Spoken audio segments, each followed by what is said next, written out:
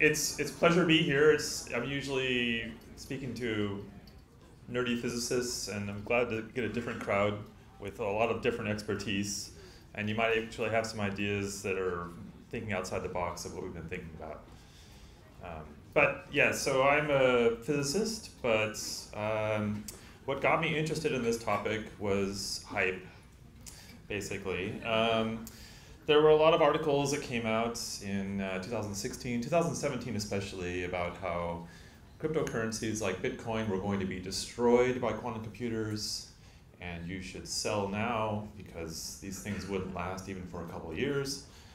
And yeah, I mean, even just this year, there have been several about quantum computing threats to cryptocurrencies and blockchain in general. Can it be hacked with quantum computers? What is the threat to Bitcoin? And then just this funny collection just today, actually, I saw.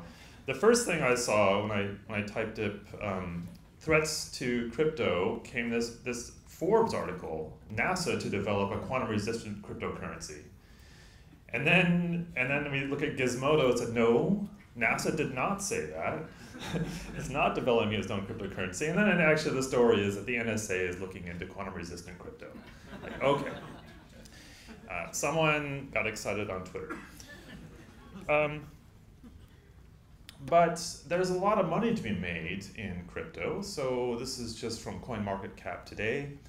The capitalization of all the cryptocurrencies is about 263 billion. And Bitcoin is by far the dominant currency at 71%. There was a big spike in December of 2017. And people were hoping that it would reach 1 trillion market capitalization overall, but those hopes kind of got moderated, and now we're back in territory which is relatively stable for these kinds of things. But people want to know how they can make money and whether you could actually use quantum computers to try to steal Bitcoin. All right, so I don't know what people's expertise is or what you've heard about quantum computing, so I'm just going to give you a lightning statements about it. But we do have in existence some prototype devices. So Google has probably the largest quantum computer, 72 qubits. Qubit is a quantum bit. And you can see it's this big thing that has to be run at extremely cold temperatures, liquid helium temperatures. And it's extremely difficult to work with. It's very noisy. They can't run many gates. They can, the depth of the circuits they can run is quite shallow, and this is nowhere near any kind of desktop device. But there's been a lot of research, and IBM, Microsoft, Intel, as well as some startups like Rigetti Computing in Berkeley, SciQ in Silicon Valley, IonQ and Alpine in Europe and the US. There's many companies, and then there's a Silicon Quantum Computing based here at University of New South Wales. So just to give you just a brief look under the hood of a quantum computer, let's just look at what classical computers do. Well, what do you need for a classical computer? Not much, actually. The ability to prepare bits in a 0 or 1 state, and well, actually, you can do everything with one type of gate, the Toffoli gate, which is a reversible AND gate. And normally you don't do that. Of course, they use irreversible gates like NAND and ORs, etc. But you can do everything with reversible gates. For a quantum computer, you put a little vector sign on your 0 and your 1, and you call them states. And you're allowed to prepare qubits in the state 0 or 1. You can also do a Toffoli gate, but you get one extra thing provided by the laws of physics, a Hadamard gate, which can take a 0 and spit out a superposition of 0 and 1, and a 1, which is a superposition of 0 and 1, but with a minus sign on those components. And this can take an arbitrary input and act as an operator to give you the appropriate output. Just acts linearly. It's not really that much of a change, it looks like. You've just changed the laws a little bit, allowing for superpositions. And When you include superpositions over many different bits, that gives you a property called entanglement, and that turns out to be powerful enough to give you dramatic improvements in your processing power. So let's look at just a couple algorithms which are quite important and happen to be useful in the context of cryptocurrencies. The first is known as Grover's algorithm, and this is a quantum algorithm discovered by Love Grover in the late 90s. And the idea is to search an unstructured database of size capital N, and it can do so in time square root of n. In fact, its constant is like pi over 4 times square root of n. And okay, well, maybe you don't stumble across unstructured databases too frequently, but the important thing is that you can use this to invert one-way functions. So if you have a function f acting on an input x that gives you an output y, and you have the output y and you know the function, but you want to know the pre-image x, you can find it with this, provided you can implement the function efficiently, which you can do with one-way functions. So this will generically give you a quadratic speedup over classical computers. And as I'll explain, this is very useful for crypto mining. And just to give you a rough sketch of what these things look like, we tend to draw circuits like this, where these are space-time diagrams of what happens in a quantum computer. So you have space along this axis and time along this axis. So this is like one qubit that's flowing forward in time. There's another qubit, etc. You start off with the qubits in superposition states of 0 and 1 for each one. And so you take the product of all those and you get a product of, or a sum over all possible input bit strings. Then you put that into your function call, whatever it is. It could be a one-way function. It will act linearly on all those bit strings at the same time. And that on its own is not very good, because if you just had that, you still would need to measure the output, and you'd only have an exponentially small probability to actually get the output you wanted. But then you use this thing called a Grover operator, which basically reinforces the thing you're looking for and destructively removes the answers you're not looking for. And if you repeat this on order of square root number of times, this whole process, you will get an output which with very high probability is the thing you're looking for. And in the case of one-way functions, it will be the pre-image you're looking for. If you don't exactly get it, you can run it again, and with exponentially close, exponentially converging probability, you'll get the right answer. The other algorithm that's very useful is due to Shor. Actually, there's two algorithms to him.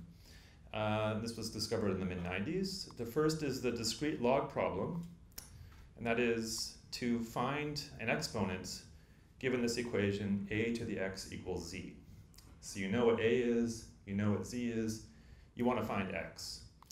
That's the essential thing you would need to do in order to find the private key in elliptic curve digital signature algorithms. The other one is for factoring. So if you're given a composite number and you want to find its prime factors, that's what you need to do to crack RSA, and Shor's algorithms will do this. So his algorithms will realize an exponential or quasi-exponential speedup over the best known classical algorithms. And here's just a sketch of what a segment of Shor's algorithm for cracking discrete logs. It involves a bunch of qubits that come in and some of these Hadamard gates and a bunch more controlled gates. There's this thing called the QFT, which is the quantum Fourier transform. And it's the kind of thing that you can look in a textbook, and it's pretty straightforward.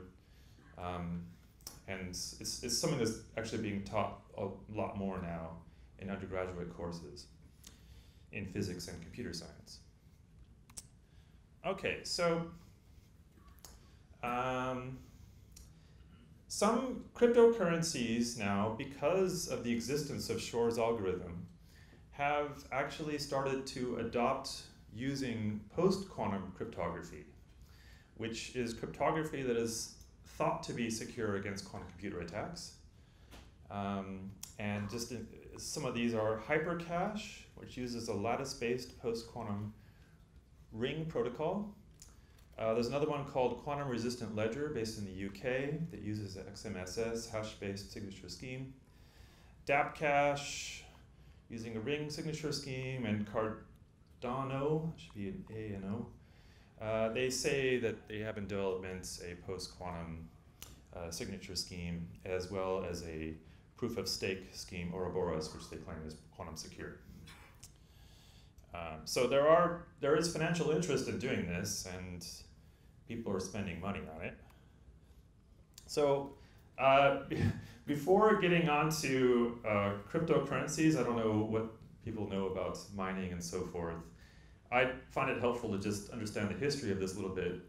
Actually, the idea behind how you mine for cryptocurrencies, it really goes back to the early 90s when people were trying to find a way to fight spam.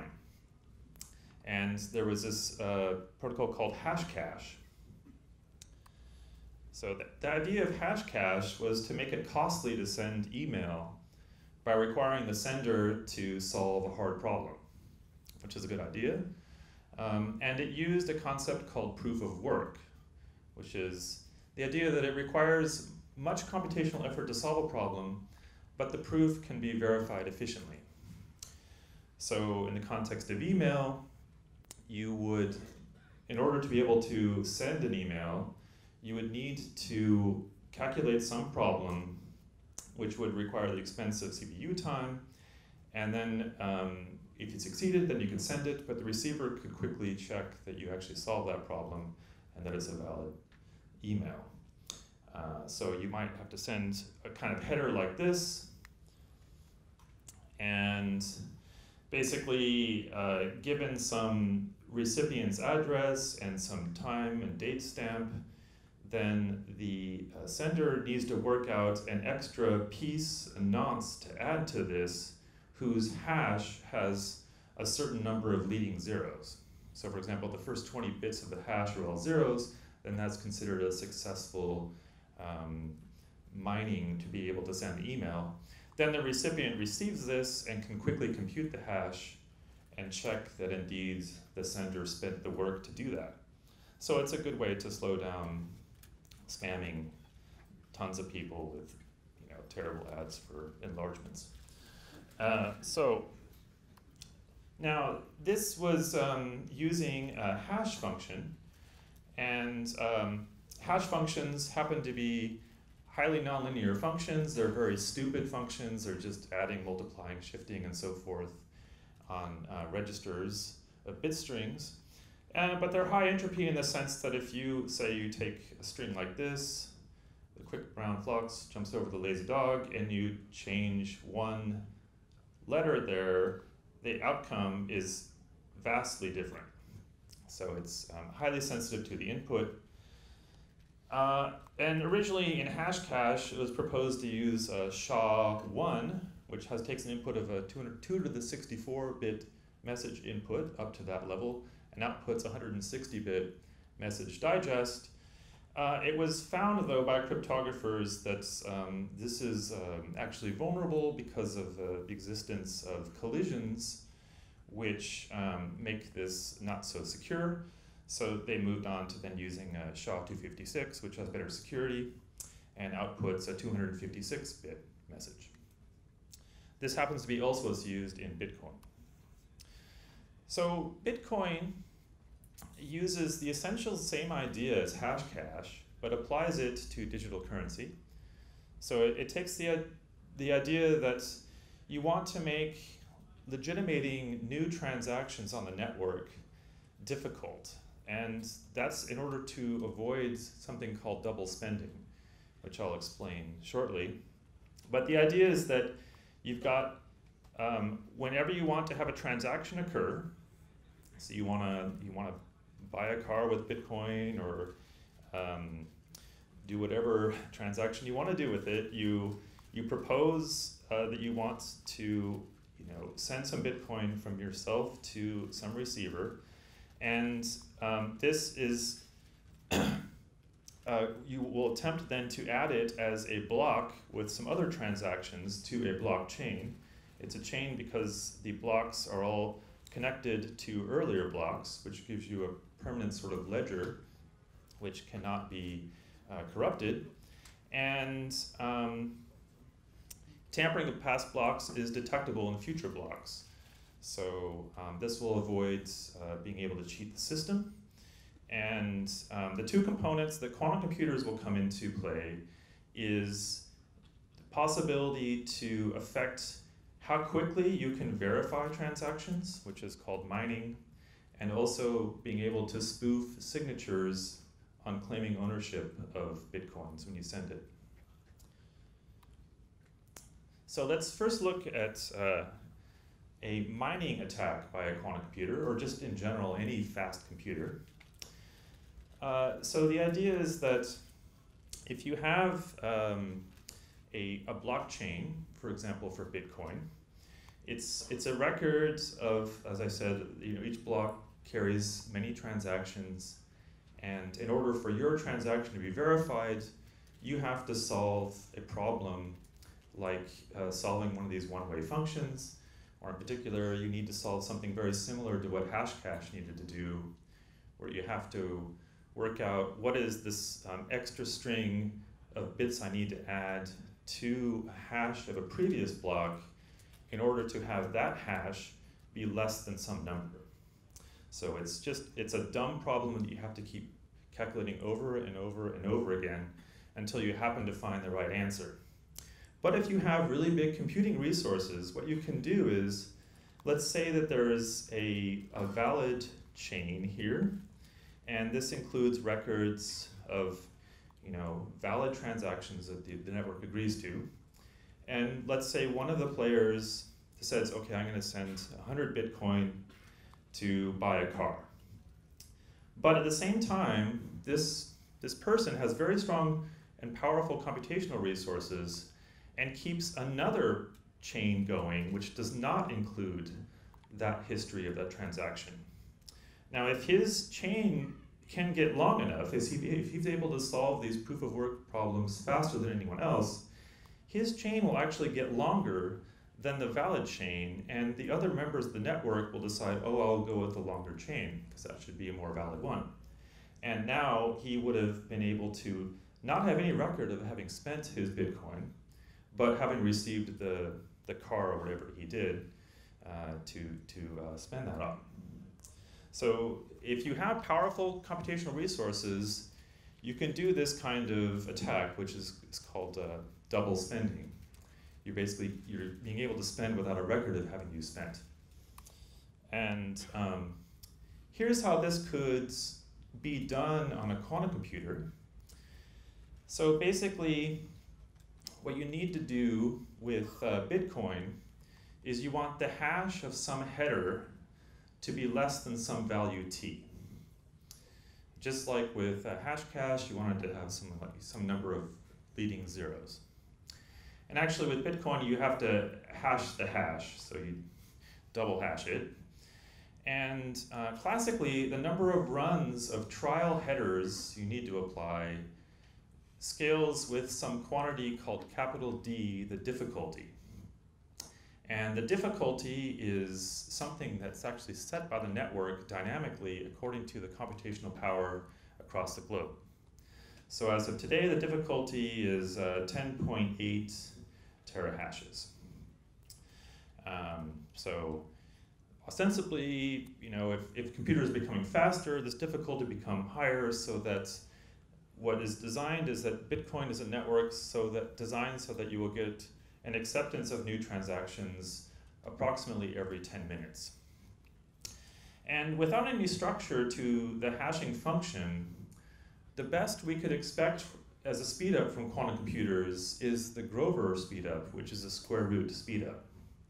So let's work under that assumption and see what consequences there would be.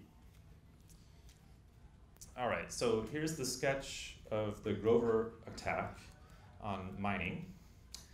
We'll let n be 2 to the 256, that's 256 bits, and we're going to set some probability very, very high that a random set of basically 10 times n block headers will contain at least one element satisfying the hash of that header is less than the prescribed value, according to the Bitcoin network. And then we fix some deterministic, easily computed function, which basically spits out this string of zeros and ones, which will be the block headers. And then we define an indicator function, which is 0 if the hash of this function g is greater than t, and 1 if it's less than t. So it's just like a decision problem now. If your header is good, it's a 1. If it's not, it's a 0. And then we can apply Grover's algorithm, where we take an input over all possible headers, apply this function, and it will do so in superposition. All at once, it will apply a minus sign on the components of the superposition where you have this, this condition satisfied, and put just a 1 if it's not satisfied. And the total number of times you will need to call this function then will scale like the square root of the difficulty, as opposed to the classical algorithms, which will scale like the difficulty. Anyway, you can work out what the circuits look like for this to implement these hashing functions, and they're pretty straightforward. They can be done efficiently on a quantum computer. But the rub is that quantum computers are very delicate. They're subject to noise in ways that our classical computers aren't. They have to worry about fluctuating electric fields, magnetic fields, people walking into the lab, and you need to use very sophisticated error correction techniques. This imposes an overhead, so each physical bit of your system is actually only a very, very small part of a logical bit, and you need to then do these kinds of encodings where a single 0 bit of your computation might be encoded into thousands of physical bits. These all need to be controlled, and this is the kind of thing they're trying to do at Google. So in the end, you need to include the overheads due to all these extra qubits you need to make things tolerant to errors, as well as the fact that quantum gates might not be as fast as classical gates. So in fact, if we look at what classical computers can do with ASIC devices, you can reach like 14 terahashes per second using one of these Antminer devices. And even if you include parallelism for quantum computers, the advantage you get is very modest. So we looked at the kind of effective hashing rate you would get for a quantum computer, assuming a 50 gigahertz clock speed, which is very, very optimistic, and looked at it as a function of the difficulty of the network and the error rates of the gates. And what you end up finding is that the hashing rate isn't terribly fast compared to what you would get from one of these ASIC devices, and the number of qubits you need is in the tens of millions. So in fact, if we just look at the average clock speed now for quantum computers, the effective hash rate would be about 13.8 gigahashes per second, which is 1,000 times slower than current ASIC devices. So quantum computers are actually not too much of a threat to Bitcoin mining.